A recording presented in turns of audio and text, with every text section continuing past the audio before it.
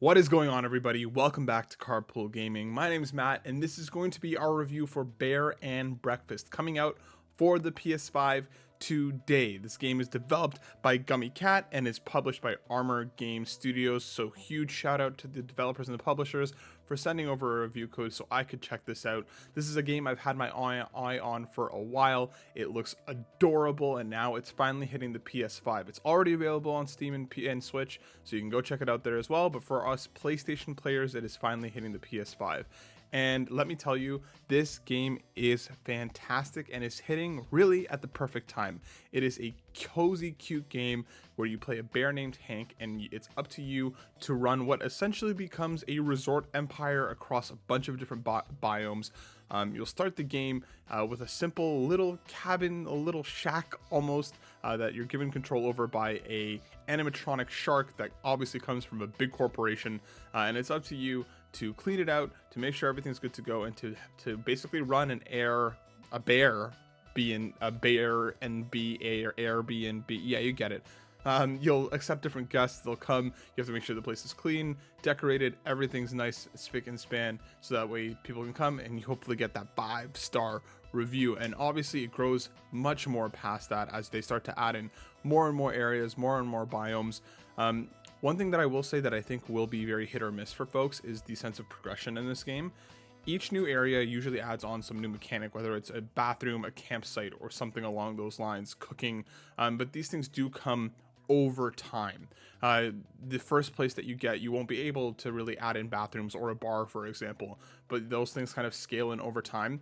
I personally enjoyed this approach just because I felt like I was able to understand the value of each different space or each different mechanic, and it kind of builds on itself.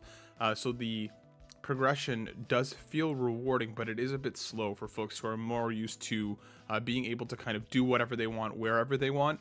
This isn't as customizable as an Animal Crossing or a Stardew Valley. But for me, I actually enjoyed that. I tend to get a little bit overwhelmed playing in games like these sometimes, but this one was kind of structured in a way that while you don't have as much freedom as some of the other games, you do have a ton of freedom within the spaces that you have, how much decorations you can put in a room, how you're trying to raise different scores so you can attract a new kind of clientele who will pay more so you'll be able to do more, and so on and so forth.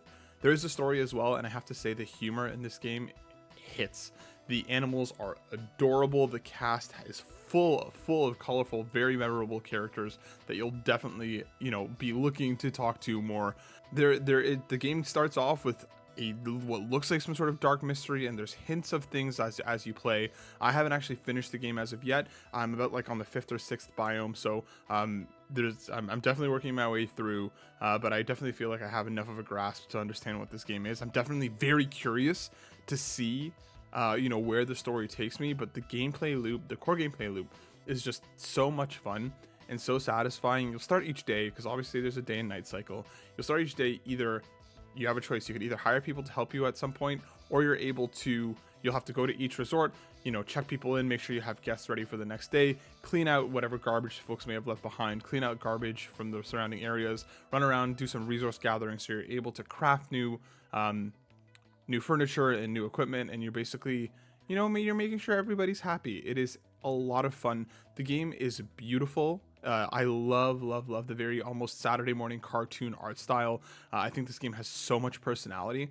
I think the things that kind of, definitely took some time getting used to is the UI and the controller support on this game, especially on PS5.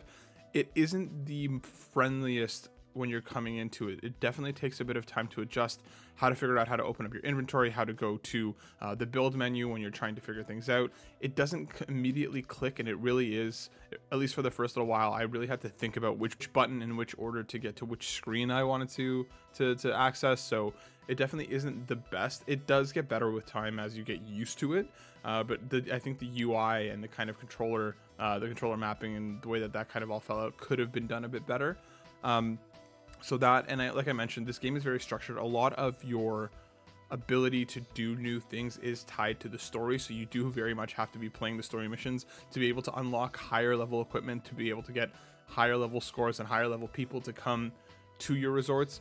So it isn't as open as something like Animal Crossing, but like I mentioned before, I really enjoyed that.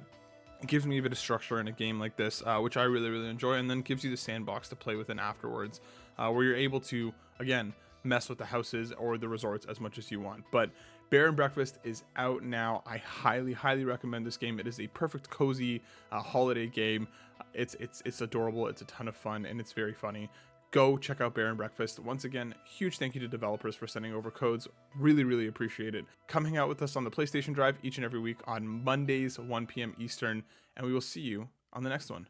Peace.